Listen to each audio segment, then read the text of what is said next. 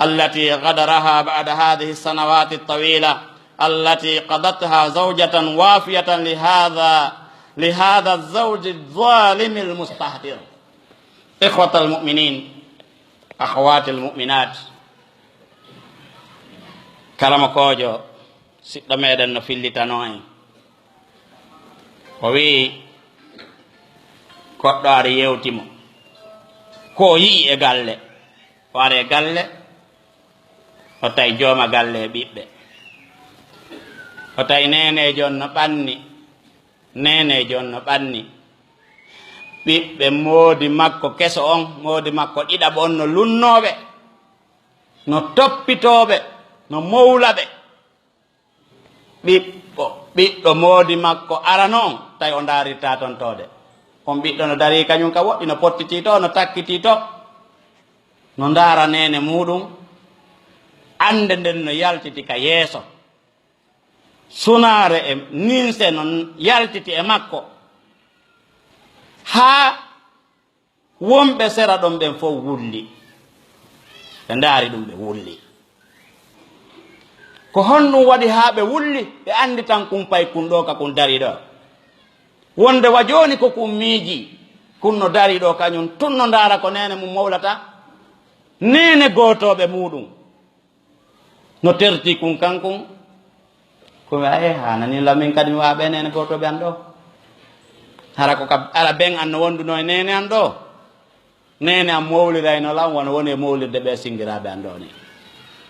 kono noon tawi nene jom faalaka ɓikkun kun baba jom faalaka ɓikkun kun nene jon faalaka ɓikkun kun kono no gasa ko kakkene sabu multugol moodi makko jommuɗo mo kesum on ko ɓen ɓiɓɓe ɗon joni fijirte sabu ɗa andi fijirgol ɓiɗɗo no wawi wa killingol nenejo ma babajo fijirgol ɓiɗɗo no wawi wa multirgol nene si babajo on fijiri ɓikkoy koy ko ɓuuri hewde ko ngata e ko nene maɓɓe o faala e welto si nene jon kadi fijiri fewn yeeso baba ɓen ɗon cikkiyata e ko faala ko baba o welto oɗa noon waynodiranoma wonɓe ɗon ɓen wulli hananino kunɗo kadi haray ko waywa ɓeeɗa baba on kadi faalaka kon saabu noon baba on no yi'iri kun andita e nene makko ngaygu ngu añi nene makku on ƴetti ngun kaydi ngaygu patti e ɓiɗɗo on kooli e ɓiɗɗo on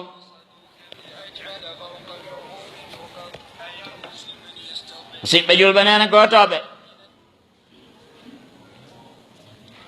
ɓikkun kun joni tawi konto ɓuuri foddude ko yagol ka cuuɗi suudu mama soro muɗum ko hombo heɓi lorra tampere ngal cergal ɗo tigi tigi ko kumpay ko miskino hum ɗo no sonnajo tigi goy oɗo kadi no heɓi probléme on sabu ɗen felliti fi kala o heɓani goɗɗo goo kono yejitata ɓiɗɗo makko mo heɓanno kadi mo seedi o kono kadi haray heɗen wiya oɗo gorko accitayɗo oɗo sonnajo gorko accitayɗo sonnajo accitiramo hara wona sabu ko accitimo ɓawo nde wonɗuɗon duuɓi sappo e ma nogay e ƴettuɗamo ko o curbajo enɗi makko no dari accon haqqe ñiiƴe makko no rawni peƴ ɓandu makko no wojji coyi haysi ko ɓalejo kirtandu jalba sal adduɗa jogiɗa ɗon ha enɗi ɗin waloyi ñiiƴe goo soli ko jalbayno kon fof tigi tigi expire laasi ɓikkoye heɓa ha suudu ɗum heewi o hori sukayagal makko lanni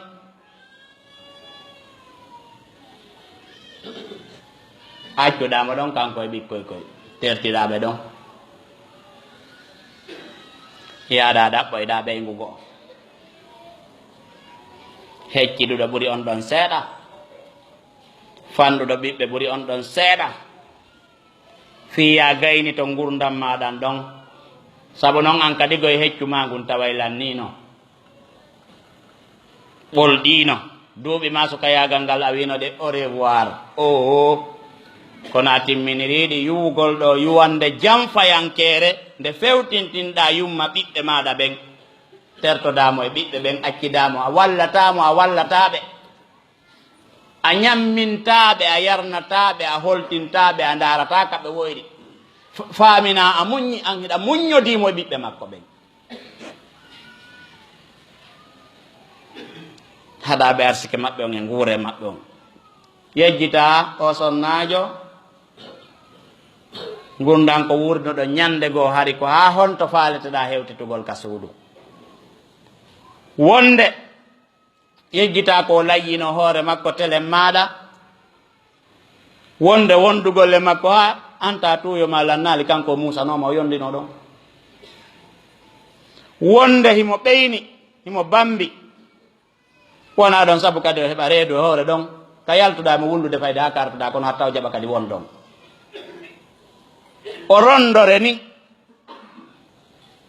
ha hewtane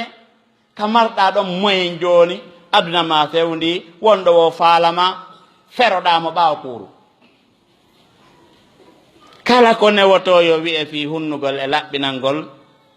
saloɗa aye jalla ɗen saloɗade la yudarra walidatun bi waladiha wala mawludum bi waladiha juma ala e ɗum e ko hina ɗum ɗo e piiji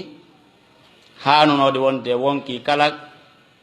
neɗɗo julɗo jortiɗo moƴƴere wonde ka Allah on Allah wawɗoma ɓurma e ko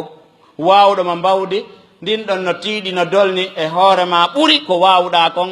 o jiɗirawo miskino mo hoduɗa ɗo ɓaawo ɗiɗo duuɓi juutuɗi ɗi feƴƴindinɗa e makko ɓeygu ma timminanɗoma haajuji maɗa ɗin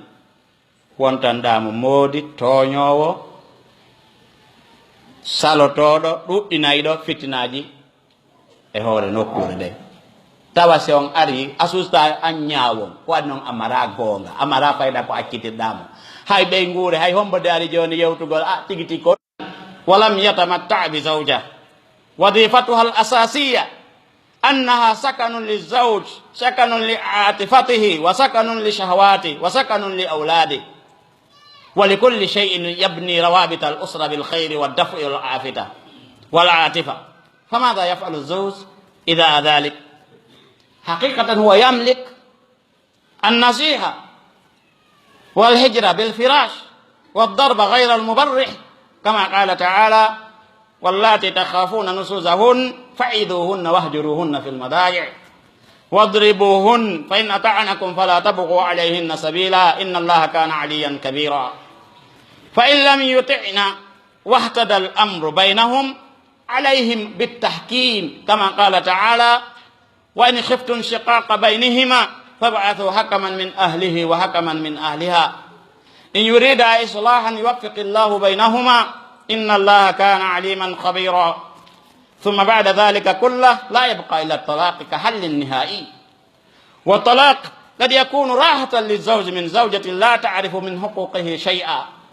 وقد يكون راحة للزوجة من زوج متمرد لا يعرف من مسؤولية الزواج شيئا وآخر الدواء الكي كما قالوا في الأمر المعتاد لا يكون الطلاق ظاهرة إلا في المجتمعات البعيدة عن كتاب الله عز وجل المقبلة على مظاهر الدنيا الخضاع التي تهدي الناس إلى المعصية والمعصية أمرها عظيم وشؤمها كبير على المجتمعات والأفراد قال تعالى وكأي من قرية عتت عن أمر ربها ورسله فحاسبناها حسابا شديدا وعذبناها عذابا نكرا فذاقت وبال أمرها وكان عاقبة أمرها خسرا أعد الله لهم عذابا شديدا فاتقوا الله يا أولي الألباب الذين آمنوا قد أنزل الله إليكم ذكرا إخوة الحضور أخوات المؤمنات سين عندي nde ande e yurmende e soñjaɓerde ko woni ɓawɗo kon no waɗɗi e yen andu kadi no ton gendiraɓe no ton resodirɓe nafa heɓata ko hakkude maɓɓe few si wona cergal ko wana ɗon no ton ɓey nguuli nafa ala hakkunde gorko e majji si wona cergal wona annabijo sallallahu alaihi wasallam andinire non e sunna makko ka konngol e qissaji ɗi jannguɗen nanen ibnu omaro e ka golleji e kono wiruɗen ni nanen masalan a jom mbi sonnajo fof fottani a ɓeyguma ko gorko gaali ɗon ko gorko gaali yani ko golle gorko jokkina golle sonnajo ko sonnajo noon ko addinoɗamo ko ɓay ko sonnajo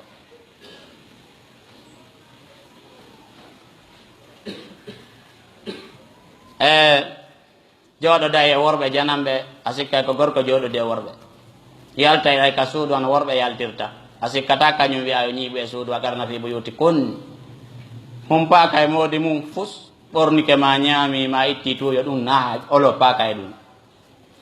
paranto ko sino yaltude paro sino yawde ka janamɓe ɓe labintino sinati ka suudu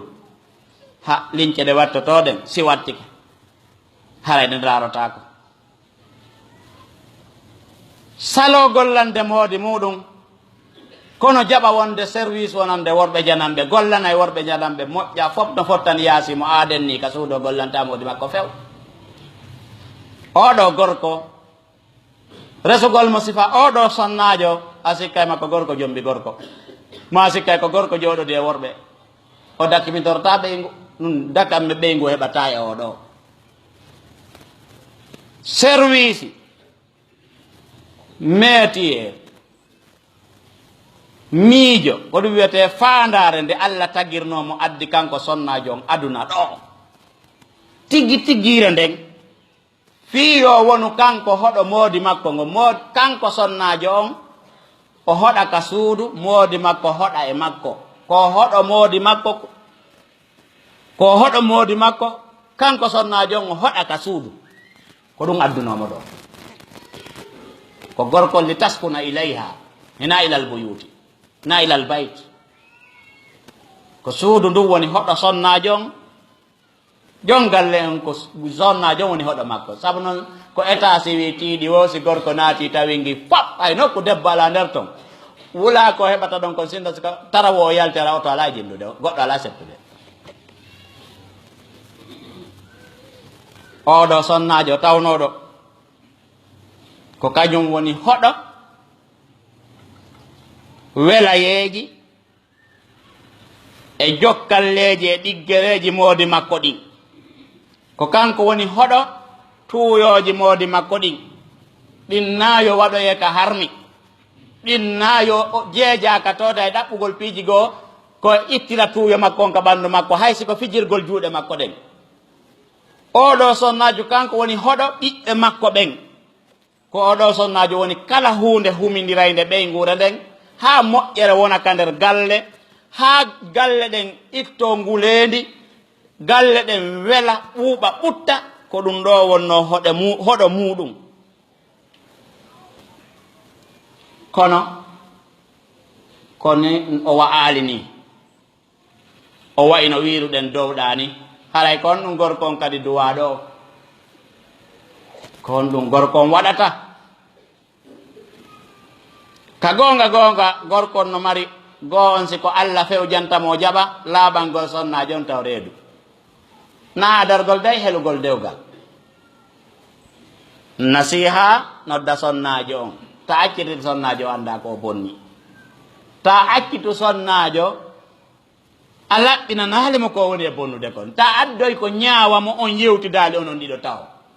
wota goɗɗo andu ko feƴƴata hakkude ma e ɓeygu ma onon ɗiɗo on faamodirali taw noddamo a sonnajo am e ɓeygu am giɗo an on ariɗo toliɗo kar sa woli ɗum fusete hunduko wala hunna mislu lladi alayhinna ina weya tolo an kadi wiyo toliɗo ɓandu ɗo dey no wodi piihoye min miɗo yi koye nani koye haniri yeetoɗamo ko ella on ni o ella ɗo jomiraɗo weltanta ko hay fayda min mi fanki kono jomiraɗo weltanta ko makko woni hadafa ko adden ɗo koye darno hettiɗen aljanna mo iblisa yaltini mawɓe men e muɗum fihita en naatu toon cippiɗen e makko naatiten toon ko ɗum adden ɗo joni noon ka wonɗa e rewde ɗo naɓatama ka aljanna laaɓanamo yewtamo ɓakkono ko siɗa andi dey tawi ɗum ɗon noon heɓaki feere marsinali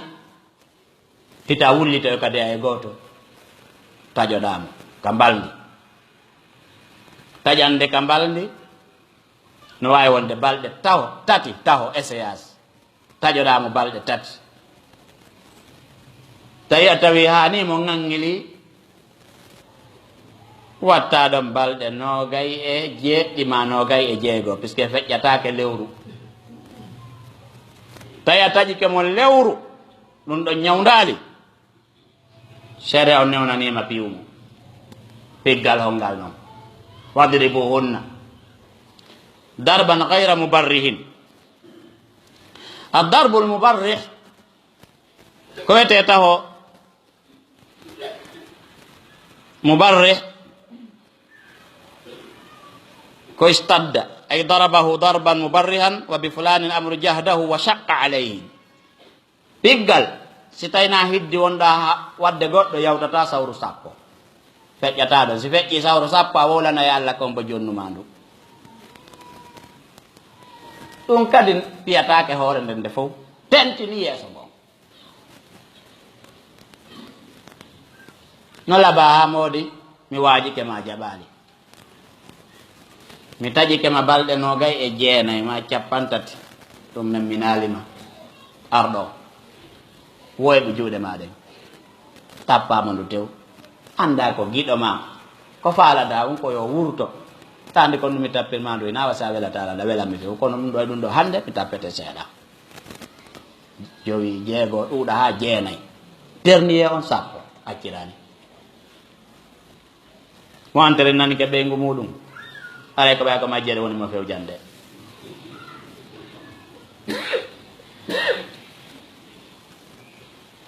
a piima ɗum ɗon sawru go'o o wiyo fillata ko accirani sa waɗi ɗiɗi o yeeɓe fillata ko ande kadi accirani si yahi ha sappo o wimin mi iwata e ɗum ɗon accirni aray no woodi solution goo kadi a partir de ɗon ɓaawo ɗoftaaki hani mo ka wonɗon joni noon landike ya ɗaɓɓu intervention ko ɗo intervention arata siko gandal woni e feƴƴude siko Allah e nelaɗo woni e feƴƴude ka galle ma nodda na yimɓe sappo na yimɓe nogay ko ɗiɗo pet kadi noddete hakaman min ahlihi wa hakaman min ɗum nawigol kadi bappa makko makoto makko no woodi bappirawo ɓe anda ko guerete e galle few ay ka maɓɓe ɓe ronko on no ɓe geɗi tan ka goɗɗo ko faamuɗo ko honɗum woni dewgal ko honɗum woni hadafu dewgal si dewgal humama hakkude goɗɗo e goɗɗo ko honɗum o debbo ɗo yaltata yani ko doole honɗe yaltinte ka famille debbo jonne o gorko ɗo par ce que waliyu wi'ugol awa mi resinima mami okkima mami jeyinima ɓayɗi kalimaji fof no ari ka sunna mana on nami okkima yaw yeeyto yasa ronki ma ya hirsu ma ya haykoy komi okkima doole an ɗen hari komin fewjata fi makko hari komin commandimo hari komin woni waliyu makko mi jonnima waliyagal ngal mi fewjata hande kadi ko an fewjata yanna mbawa okkitiɗo mara doole hande sa okkitiri ko jeyɗa ko gaɗa mara doole ɗum no hande kadi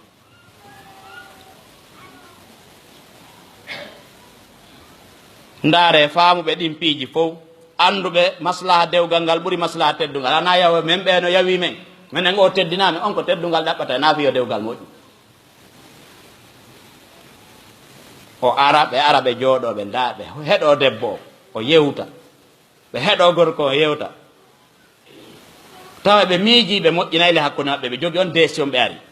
ɓe were fiya ɗum ɗon ɓe analyse ɓe yewtaɓe ɓe convainca ɓe waajoɓe si ɓe tawi na ko marsata kamɓe ɗon ɓe wi si ɓe wi'i accitumo ɓay andi na gasata wi mi accitata mi jogatako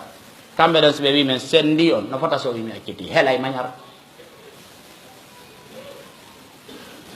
ko gordewete na mi jaɓiti na hunde ka saria a okkitirino ko jaɓitotako coni a tenirde nden taƴi hoore nde nin se nafata nde kadi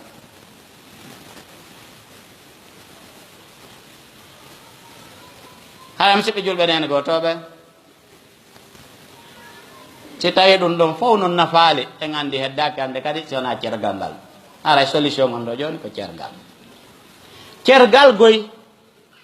no wawi wonde fowtere wonande gorko accita ɓeygu makko o fowto nde tawno ɓeygu makko anda haqqeji makko ɗin hay fuyi cergal no wawi wonde fowtere wonande sonnajo e dow jongalle wi ngi wawata jogade ɓeygu sandol ɗi ngi robel wi makko ngi anda responsabilité yagal ɓeygu few sakki to ɓeyni dernier ñawdir ɗum ko pasugol ari ɓawɗo joni wiyen ko opération kono si tawi durma muusiɗo goɗɗo docteur wi heɗo ɓe opéré moƴƴiɗa noon ko nawnaje sattuɗe ɗen ɓawde rewa laawi ɗin fowta e marsali on say noon opéré ko noon ɓe wirata e aada wowa ɗon yani karama koɓe analyse oɓe moƴƴa ɓen ɓe wi cergal wonata hunde lancitinde ha leydi ndi fof ando cerle ɗen woni ando ko awa cerle ɗen wawa siko ñabbeli no nattita andi nde no wiye ɗo he awa épidémie no naati e ndi leydi haɗay buy nawni yagol ɗo ha cerle ɗen wona zahira ɗum ɓe wi wonata sina e jamaji pottitiɗi deftere Allah nden si gorko no jogiti deftere Allah nden ko wi'i kon sonnajo no jogui deftere Allah nden ko wi'i kon tawi ɓe salata ɗen ɗon ɗiɗi hiɓe jogiti sunna nelaɗo on cerle ɗuɗata ɗon no waɗay goye seeɗa ɓay en yii waɗi fewdo nelaɗo sallah sallam ala jama jogitinoɗo deftere Allah nden sunna nelaɗo on ha hewtini laaɗo e sahaba en no waɗayno tan yani wonde mais kono ko wonde yo wonu fayida fof no mari sa jom mbay ko seeraɗo mo yiiɗa wono accita so woniri noon hara yimɓe ɓen pottigue deftere Allah nde sunna nelaɗo sallallahu alayhi wa sallam tawa ko on ɗum joni woni koɓe fewtiti ko aduna o aduna ɗaynowo ɗo o aduna endi kanayɗo ɗo yimɓe tindinayɗo yimɓe yiɓe salo ko Allah wi kon sale ko Allah wi kon ɗaɓɓon faaleji mon ɗi yeddugol anda noon affaire mum no mawni yi julɓe watti salanade Allah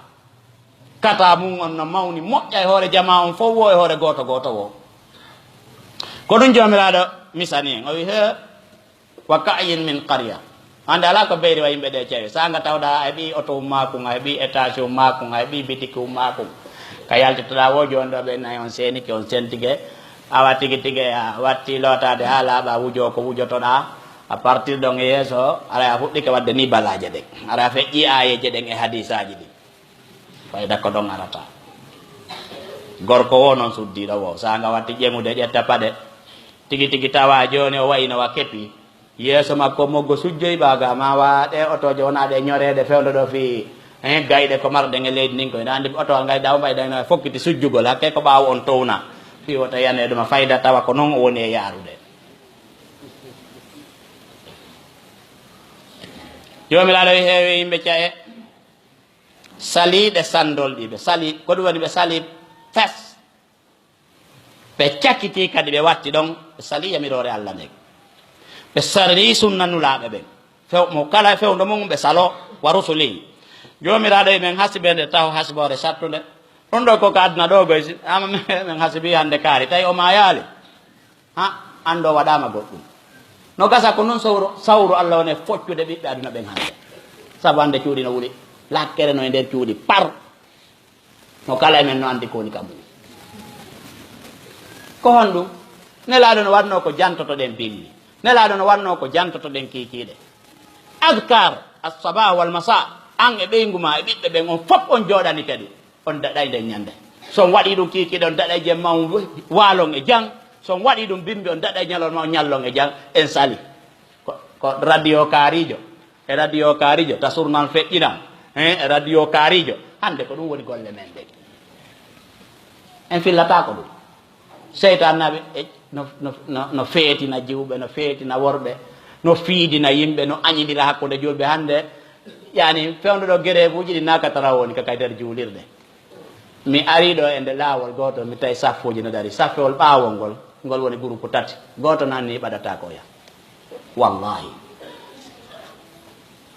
seytane sakito e yimɓe ɓen ukko e maɓɓe jiiɓidira min hasiba ɓe hasibore sattuna min letta ɓe lette kanuɗe ɓe metto adoɓe mayde probléme ko ɓe yamirore Allah nde ɓe sali nden tawa kadi battane maɓɓe ñande ɓe maayi ko perdi yo Allah dandu en ɗum yango aduna ta ñande maayi kadi ko perdi jomiraɗo e meɗen heblani ɓe sabbiɓe lette sattude yo Allah dandu en ɓanon ko ɗiɗo fof jokki saliɗo ɗe ayeje jomiraɗo enon jomiraɓe haqqille ɓe mi yewti on goy kono onon jomiraɓe haqqille ɓen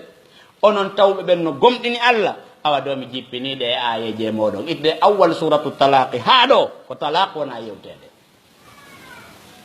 no a wigol ko teddungal mon hino ayeje ɗe tawi ɗon wawi darude ɗe anda ɗe andita ɗum no musidɓe julɓe nene gotoɓe wa akbar misalin ala hada ما حصل في الكويت فإن الإحصاءات الرسمية قبل غزو العراق على الكويت قد أوضحت أن نسبة الطلاق بعد 5 سنوات من الزواج كان 62% ممن تزوج. تخيلوا كم نسبة الطلاق مطلقات في المجتمع الكويتي، والمشكلة لا يشعر بها إلا من وقع فيها. فمن شؤم المعصية ما يفسد بين الرجل وامرأته. قال أحد العلماء: والله ما أذنبت ذنبا إلا عرفته في خلق دابتي وزوجتي. وإذا لاحظنا في مجتمعاتنا الغينية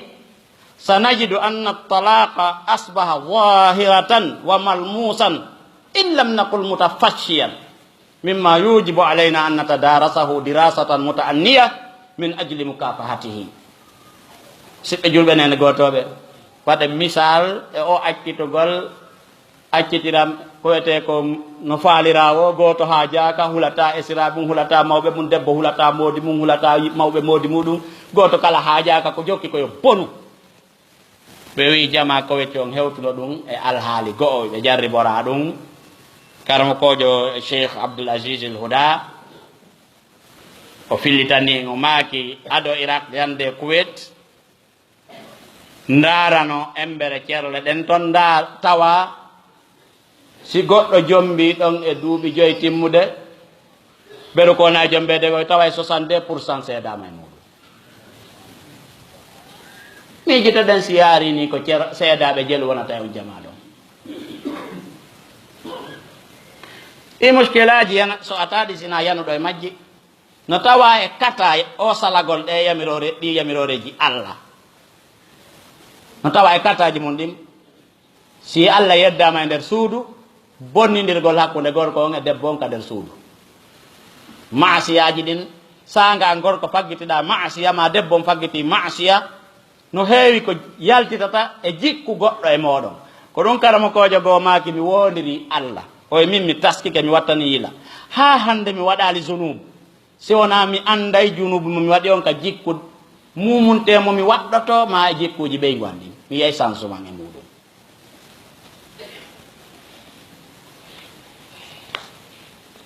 machine mo wat doginta on wonde jakaɗi panji molanaɗi o accident ji ɗi tawata kaka ɗatiri wa boowal no feewi yet accident wi molnagi no kasa ko bakkatuji ma ɗin noon an ɓe nguma fayda hunde yana goto e mon kala niɓɓitay tun ayiyay tun no wawa duulere niɓɓita neɓata bugogitol muɗum wa kalali molanagi yingi ɗimmo muɗum mo kala ruggano oya neɓata yiite immo tawa sa were fi ko honɗum woni saabu nge e yiite atay ko bakkatu na bonnere hakkude maɓɓe. sen taskike enen kadi e jama men on lagine hande en taway cerle ɗen dey suuɗaki joni no malƴira partout si tawi wiyali wonali épidémie tawgol noon en haynike ɗum ɗo e nder jama meɗen o no waɗɗine hoore meɗen ye janngude hunde ɗon ita en fankutum en fof mo kala emen ka quartier ka won ɗon ka secteur ka won ɗon ka famille ka won ɗon kala tawɗo no hippa wadde étude mo ɗum wa dartude ndumura ɗo ka famille ɗon ka secteur ɗon ka quartier ɗon nde hunde dey nde yaajude nde yaaji pourquoi nde dirasa muta anniya kala ko sabu on ɗo waɗiri ɗum ko fi ñawdugol. amma asbabu at-talaq wa fusuhu at-talaq fi zamanina hada min wijhati nadari fa kathiratun wa mutanawwi'a bayna al-mujtama'i wal i'lan wal qana'at as-shakhsiyya wa ghayriha. ولعلي أختصر في هذا الموضوع بما استجد أو كثر في هذه الآونة الأخيرة وإن كان من الأسباب المتوارثة القديمة. هلا سنفجي أو نمبرم وندو إكيرل دندو هلا يارنج سببوجي ساكت أقول إكيرل زمان من دو endaran de yoga e meɗen ko honɗum woni sababu ɗe cerle no ɗuuɗi dey ko nooneji buyi goɗɗi ɗin ko population fof woni wonde sabu on goɗɗi ɗin ko information ji ɗin woni wonde sabu on goɗɗi ɗin ko neɗɗo on no wayi noon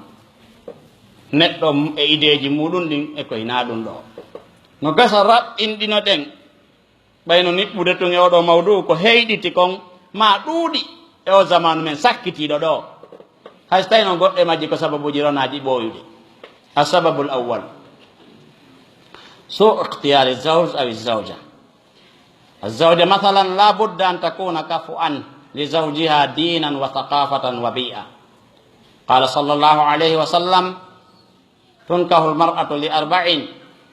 لمالها ولحسبها ولجمالها ولدينها فاظفر بذات الدين تربت يداك. متفق عليه. لماذا صاحبة الدين؟ لأنها ترى أن من تعبدها لربها طاعتها وتجملها لزوجها وطلب رضا زوجها أحب شيء عندها بعد رضا ربها. عن حسين بن محسن أن عمة له أتت النبي صلى الله عليه وسلم في حاجة ففرغت من حاجتها فقال لها النبي صلى الله عليه وسلم: أذات زوج أنت؟ قالت: نعم. قال: كيف أنت له؟ قالت: ما آلوه إلا ما عجزت عنه. قال: فانظري أين أنت منه؟ فإنما هو جنتك ونارك. رواه أحمد. هناك فرق كبير بين زوج رجع إلى بيته ووجد زوجته نظيفة متجملة غير منشغلة عنه متوددة له قد أعدت طعامه ونظفت ثيابه تطلب وده ورضاه وتجتهد في طاعته ولا تألوه. كيف يكون حال الزوج حينئذ أيها الإخوة؟ وزوج يكون إذا دخل بيته فإذا زوجته لا يدرى في أي البلاد صارت. الأكل على الخادمة إن وجد والتنظيف للخادمة وتربية الأبناء على الخادمة. لا يجد الحنان ولا يجد الود والأنس بل لا يجد زوجة تصلو أن تكون سكنا له. فكيف يكون حاله؟ سبجول بنان غوتو بسبب أنون إدي كيرل ko suɓagol ɓeygu ma sonna jon suɓo moodi suɓande bonde suɓorgol no boniri moodi ma ɓeygu. ƴoyreji no yalti sukaɓe no duwaɗi accuɗe hiɗi harmi surtout ka tali fo woodi ɗo sonnajo aatifa makko no dolni ɓuri akkulu on ɗum ɗon no ɓatta fottede ɓurɓe ɗuurde ɓen e maɓɓe yani faale maɓɓe on yani yurmede maɓɓe nde yani ande maɓɓe nden tiiɗay ɓuri ko haqqille ɗen fayda hippata sanude ɗi. yaagol suka on so faalama ɓeygu on o waɗa contacté jiwo on direct ɓe yewta ha o convainc kamo ha jiwo on faale natoyde ka makko e dewgal gumaka taw wembo wedek tawa mawɓe ɓen yiidaka nde mawɓe ɓen no yiido yeetaji on na suka torotogoy ko jiwoni torade mawɓe ɓen yo mawɓe ɓen okku ɗum suka o ko honɗum noon mawɓe ɓen marno e torare ko piiji ɗiɗi pet ko ida ra'aytum man tardawna dinahu wa ko ɗum pet wali umani si ɗum ɗon o jaɓitanama ɗum jiwo on wawata ndarude darɗe woɗɗuɗe debbo on wawata ndarude darɗe woɗɗuɗe kono mawɓe jiwo on si yii suka no woodi ko wiyete farasatul mu'min no woodi ko Allah arsikata ɓe faamugol ɗaɓɓitugol ha ndara sifa o sino huwodiro e si huwodirtako si tawi ɓe o henaniɓe on sawi ɓenna ko tooli kono sanga tawi joni ko piiji ɗiɗi gol baaba on tawta jiwo on okkitira sina ɗum jiwo on yana bappiraɓe mum yana welduɓe ɓe joni babaji on fowtata ko hande o jaɓi o forcé o heeɓi foron comba ka nder suudu makko fi yo wallin haqqe makko on o jokka faale giwo ɗum ɗon no harmi ko sukaɓe watta ɗon ko sa faalama jombude namɗa newnana yiwgol jiwo taw sa yii ta kon wen kumo hoore ma few mi toñatama so Allah jaɓi mi wallete ko falɗa ko mi sodante ɗum ɗo e ɗum ɗo har mi ɗaɓɓa sifa maɗa kon wen kam o feeta acce ɗum yahon weɓito ɗon e wali on daara on si hawranali wali on wimode hawranalam tawi ɗaɓɓitoye jiwo hande kadi sa ɗaɓɓitoye jiwo ko haqqe nene goto ma julɗo wonɗa e rukude ko babajo mari darangol ɓiɗɗo mum on sifa o si won doyto jiwo on ko hippata andude ko sifa o miɗo faalamo fewdo ɗo anda sifa o won doyto wattane yila e ɗum naam feere wala tawa ndeyɗa suɓo debbo mande debbo no suɓo gorko mo duwa ndarude diina o mo woni e suɓade o ndaara ko ɗum woni faamu makko gurdan ɗan ko honno o faala wuuridde o ndaara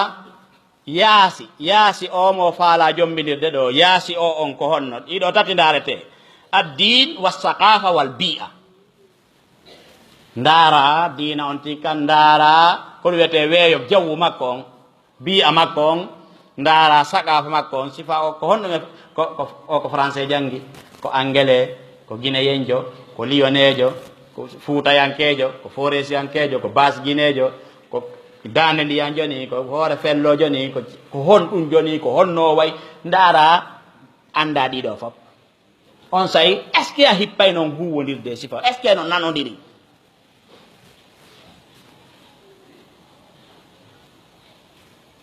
nelaɗo sallah ah sallam ɓe maka ni en sonnajo ko piiji nayyi jombirte ko jawdi makko ndin e moyen mawɓe makko ɓen ko ɗon nde hasabiha moyen mawɓe makko ɓen ma moyen makko on kanko tigi kono tentini kanko e ngari makko kin e diina makko kan ɓe maki noon an julɗo on ko darta ko jon diina kan juuɗe maɗen hara wopaali kade huuli ɗon hara juuɗe maɗen nangoyi kade huuli ɗon tigi ɗe yano yaali ka nduggu sabu goɗɗo no nanga mere nde huuluɗa ɗo nangoyɗa ɗo mo a nanda diina a nanda jikko a nanda yaasi adduɗa ɗum ɗo ka fuɗɗuɗon fetta gerdon a fayda a jomboyagoy a tebbiti andi jombugol ko goɗɗum tebbitagol ko goɗɗum goo a tebbitike kalaldi si Allah wallima ndi naɓorali ñiiƴe ɗe anani woɓɓe no ɗo hakkude o naɓori dankiki o naɓori piiji ɗi fof o naɓori ɓikkoy ko joni min yewtata a tebbitino sa jombuno hara ndaruno ko ndarete kon hara ndaruno no ndarirte non a yanatano ɗo ndaaru jon diina ko fi hon ɗum waɗi jon diina ko waɗi nelaɗo maki a jombu jon diina sabu sa jombi debbo jon diina kanko himo fiɓi ka ɓernde makko hino ka faamu makko no tawa e ko rewirta Allah makko jeyɗo mo on tagi addi adna ɗo naɓomo lahira mala ma malkisa on himo andi tawa ko weltinirta Allah ko rewirta Allah ɗoftagol ma mo andi ɗoftagol man tawa ka dewe makko Allah ɗe o rewirta Allah no andiri noon o juulay hara mo andiri noon o ɗoftotoma o labinantoma kanko so soodi labadi nde mo sooda anni e laaɓude no woodi mi soodde komi pararana moodi am wonde a taw hersira e wownugol ɗum e koye paɗoye ɗo labete kon watto yeeso moodi am o complet ɗo labete kon watto yeeso moodi am nde woɓɓe no sooda komi jotto si aɗa yaltiti ka tara wono jogii sifa noon ɗo jama on ndaara e lam andi hara a woopu hara a woopu kanko mandi ɗaɓɓugol yo moodi makko wele mo hina yinori noon ɗaɓɓugol yo moodi makko wele mo kanko e mandi ɗum na yinori noon kanko piiji ɗin fof ko ɓuratamo welde ko ñallal ngal o tawi himo rewi Allah ko Allah fayimo kon immorde tawhide e julde himo darani ɗum ɗon himo hiwi ɓanndu makko no himo jogito makko moodi makko no weltanimo ngal ñallal ngal o welde moodi makko kanko mandi ko ñallal welngal noon on jemma mo weldi e moodi makko mo andi on jemma ko jemma welɗo noon himo andi ñande moodi makko tikkanimo tawi ko ella makko malayika wala mo hulde o falaka kuddi malayika en sa ɗaɓɓi sifa o ɗo o sa hulɓinirimo aya qur'ana ma mako nelaɗo o famay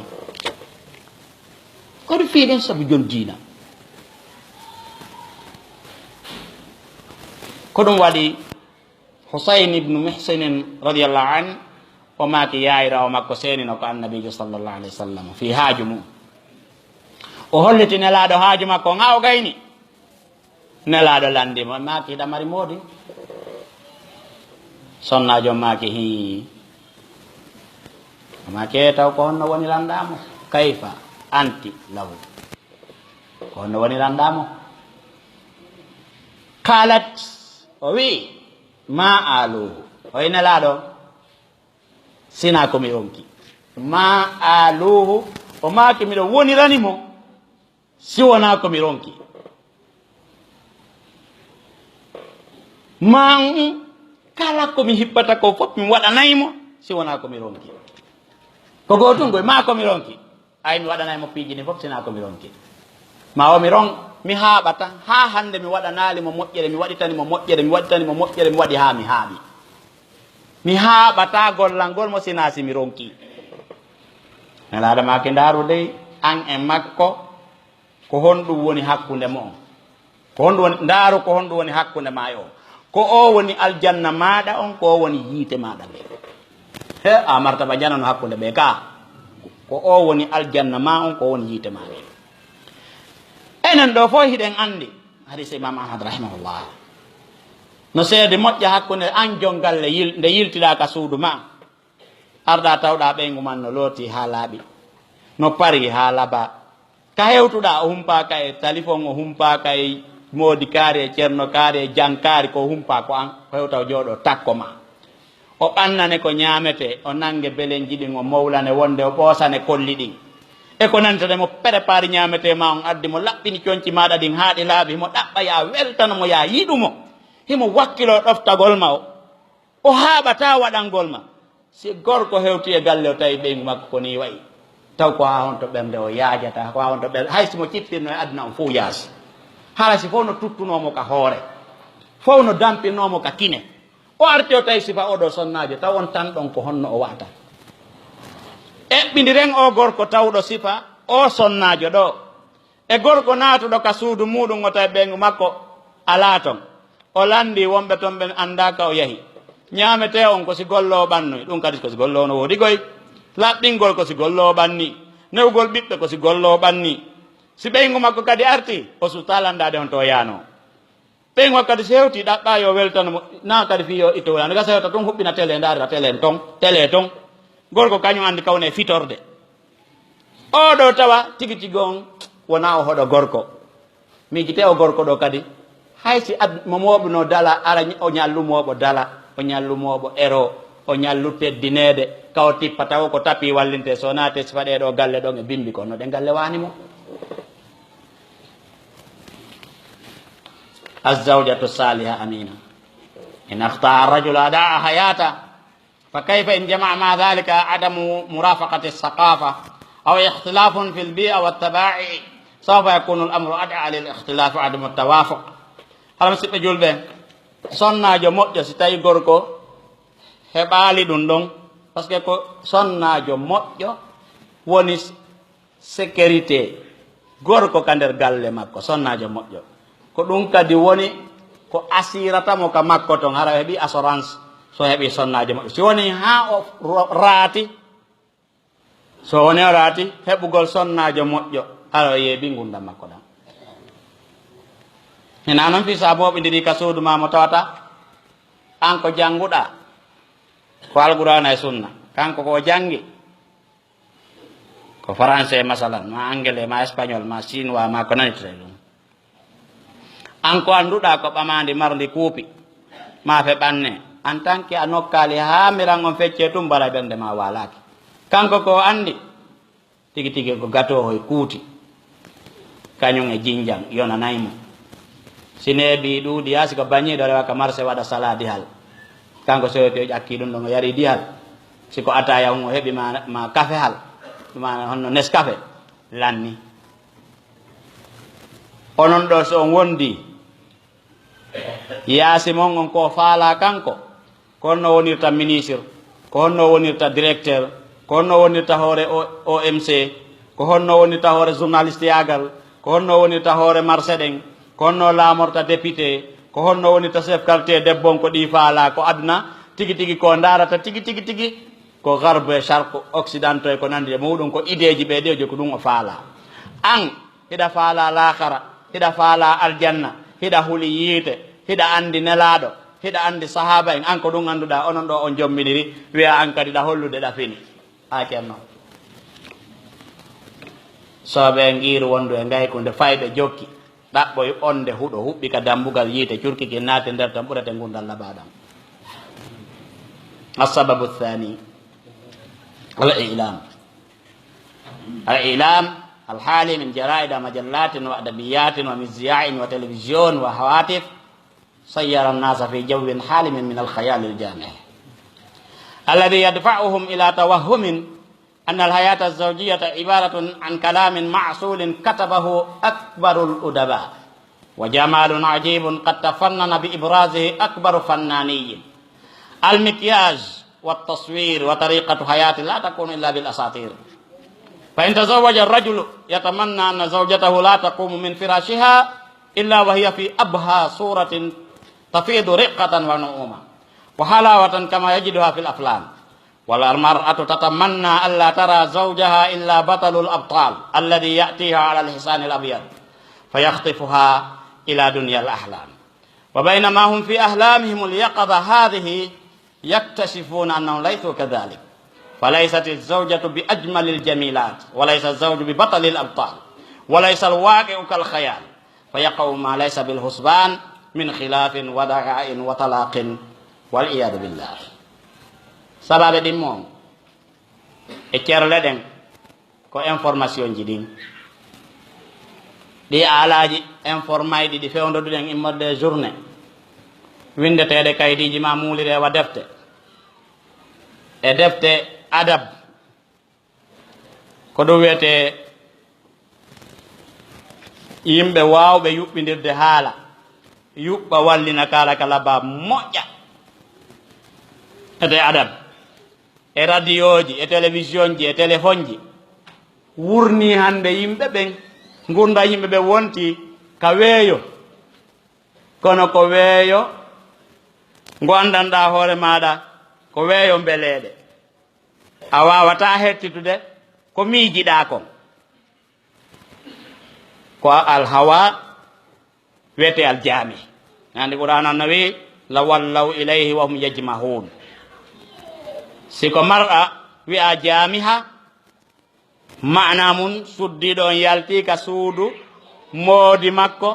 o yahi ka mawɓe makko ɓen na moodi makko newnanimo yahugol moodi makko le accitalimo taw on sonnajo ɗon kadi ko wiyete ko jamiha ko golle nafiqi ɓen noon nde tawi jama on wuuri e ngo weeyo ɗo wiyeyo ideji duñaygoɓe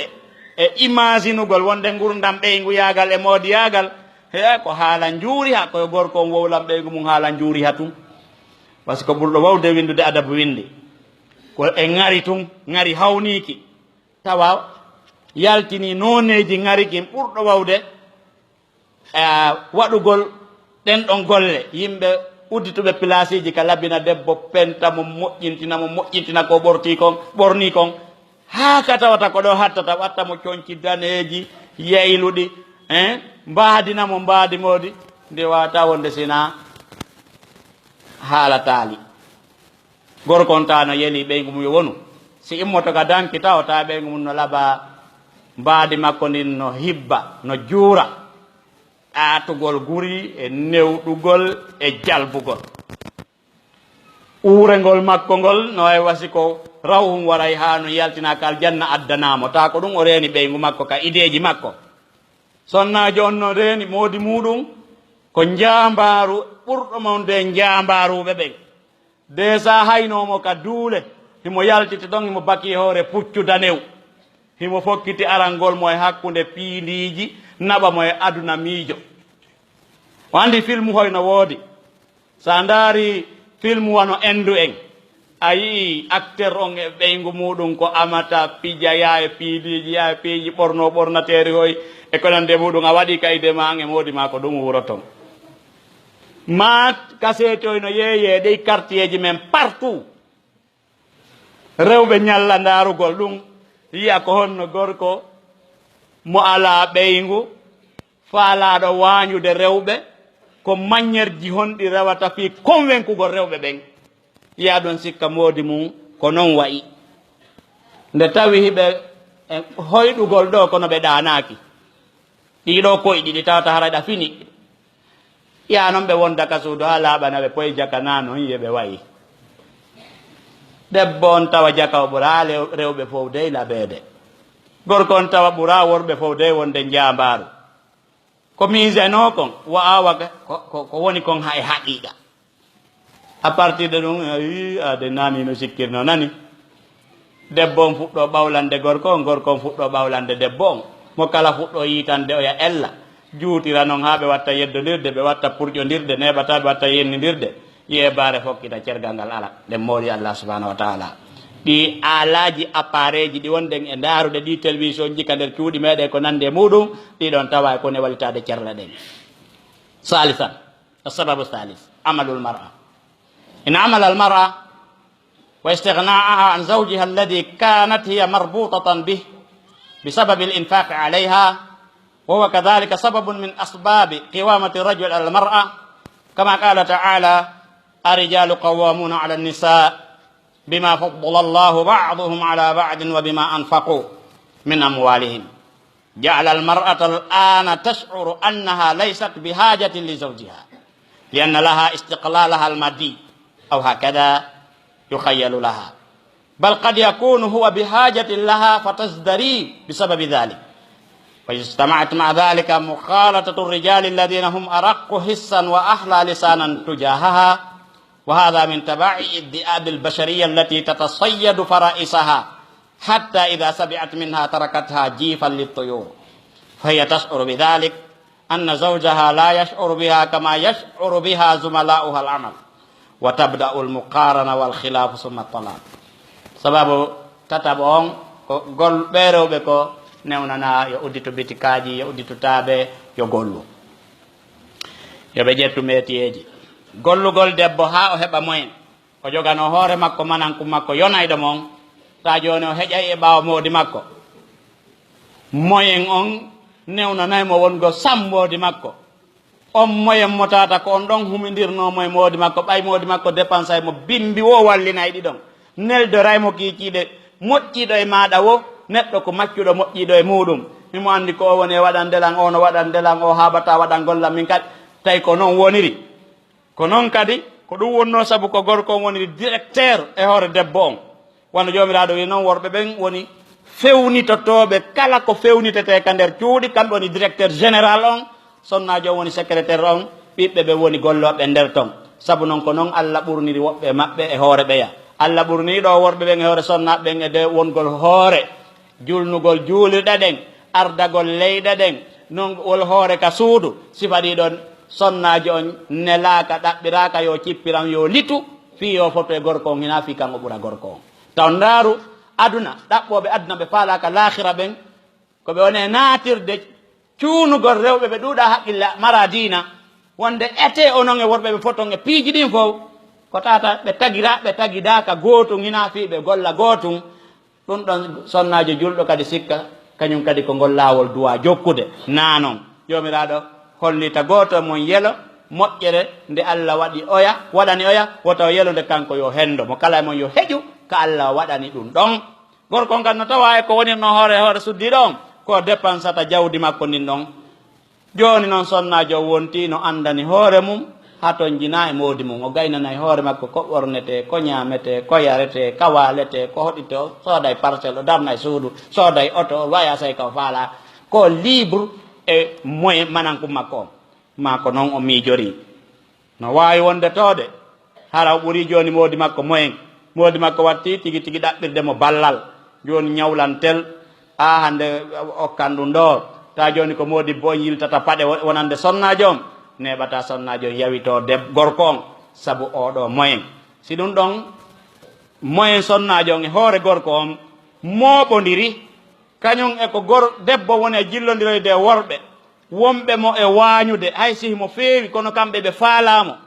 no welnanamo haala no teddinamo hajja en awa seene ɗo to non taw towɗo no jaɓe jullere no welna ɗengal ngal tele makko eɗen andi ko noon bonoji neɗɗanke ɗin saanga nde ɗi waaña rewɓe ɓe ko ɗi waañata kom ko ni ɗi rewrata haa si ɓe haari debbo on ɓe liɓɓiramo wajiibe yo colli ñaamu ɗaccitiramo ni oɗo debbo si yii ngal teddugal ngone heɓude e juuɗe kiliyamɓe muɗum sodanayɓe ɗum e juuɗe ɓe o naɓorta ka oto makko e juuɗe ɓe wondi ka marché joni hajja en on noyira dow e ley teddu ngingin noyira dow neɓata o waɗa ene ɓe ko teddinimi ko modi an teddina ɗum ɓeɗo golloɓe ɓe no hecci modi an no ɓuuri modi an modi menen hande meɗen fottude e kaari meɗen yaade renioji kaariji ɓen fof no teddini o tigui o no yawitimi miɗo murimo le moyen neɓata watta eɓɓidirde modi makko e ɗin ɗon piiji neɓata lurral summa cergal السبب الرابع تأخر سن الزواج أي زواج الرجل قال رسول الله صلى الله عليه وسلم يا معشر الشباب من استطاع منكم الباءة فليتزوج فإن لم يستطع فعليه بالصوم فإنه له وجاء متفق عليه في هذا الحديث تشجيع للشباب على الزواج المبكر وهذه هي السنة سبب نيابون كو جودا غول هلا جومبالي هاونا كيكالاجو mo jombale jombi yeddata ne laado sallallahu alaihi wasallam ma ke ko no sukabe wande ko sukabe no dina mawbe ko no yo sukabe hip tawdo hippi e modon wawde jogagol sonnaajo jogoramo yakkete ko doni ko nyamete ko surrote kon tawi no selli ka bandu mum ittangol mo tuuyo makko ngol yo res tay non hippali dum do yo horu dum don tajanaymo faaleji rewbe feƴƴitudi din siko debbo kadi tajanaymo faaleji worbe feƴƴitudi din odo hadise ndari mon tawi odo no cuuni sukaben e resugol law ko dum kadi woni sunna on amma al'an فلا يكاد الرجل إن تزوج إلا بعد أن يخط البياض في شعره في كثير من الأحيان وهذا له أصل شيء في حمل المسؤوليات فالكبير لا يتأقلم على تغيير نظام حياته مثل الصغير إذا تزوج صعد بثقل هذا